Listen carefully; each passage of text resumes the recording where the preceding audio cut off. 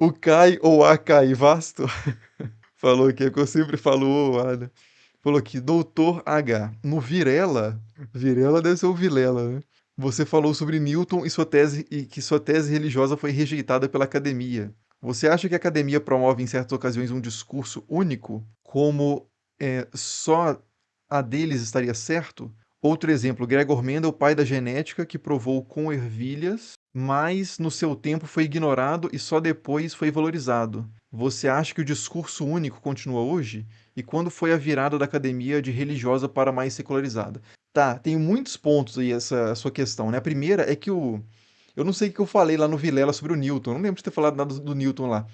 Mas o Newton, o que o Newton publicou mesmo, os trabalhos que ele submeteu, por exemplo, ao escrutínio da Royal Society e coisas do tipo, as autoridades acadêmicas, por assim dizer, né, que estavam se desenvolvendo no período, ali, eh, as instituições seculares de produção de conhecimento, foi a parte mesmo de ótica e de mecânica, né, principalmente, enfim, da física do Newton, e a parte alquímica do Newton e a parte também de profecias do Apocalipse, isso eram mais escritos privados dele, por dois motivos. A parte dos escritos apocalípticos é algo que ele desenvolveu muito como uma reflexão própria de leitura de profecias, que ele não levava isso para a academia, ele não acreditava que o lugar disso era a Royal Society ou a Trinity College, né, onde ele dava aula.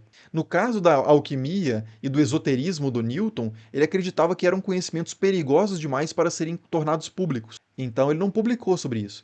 Então não é que Newton publicou muita coisa e a academia parcialmente pegou o que agradava do Newton e o resto descartou.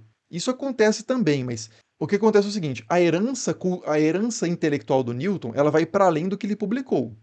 E a academia geralmente não dá muito valor essa outra parte de material que ele desenvolveu, né?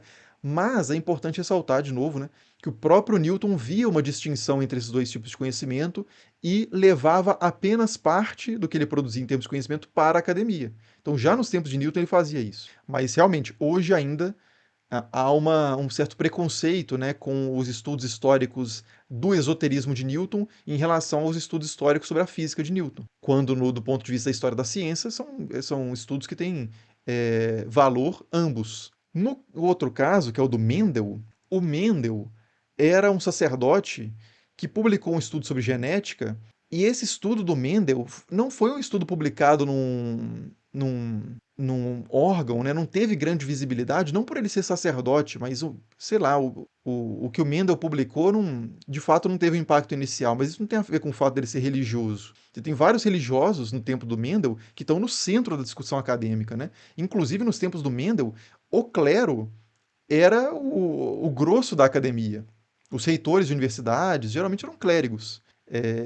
Mas o Mendel, não sei, por algum motivo aí, não sei exatamente os motivos do porquê que o Mendel, né, não foi celebrado já em vida, e depois vão ser alguns outros autores, né, o Hugo de Vries, tem a chamada redescoberta do Mendel ali em 1900, mais ou menos, que vão trazer isso para o centro do debate, né. Mas também não vejo como uma questão sei lá, o Mendel ter sido vítima de um discurso ciência versus religião ou de uma academia materialista demais. Até porque a tese do Mendel é perfeitamente materialista, né? O que ele publicou sobre a variedade de caracteres nas ervilhas, observado nas ervilhas, é um trabalho empírico, tem nada de apelo religioso, né? No texto propriamente. Então, assim, a questão do discurso único, não acho que a academia tem um discurso único, é claro que a academia tem um discurso mais consensual.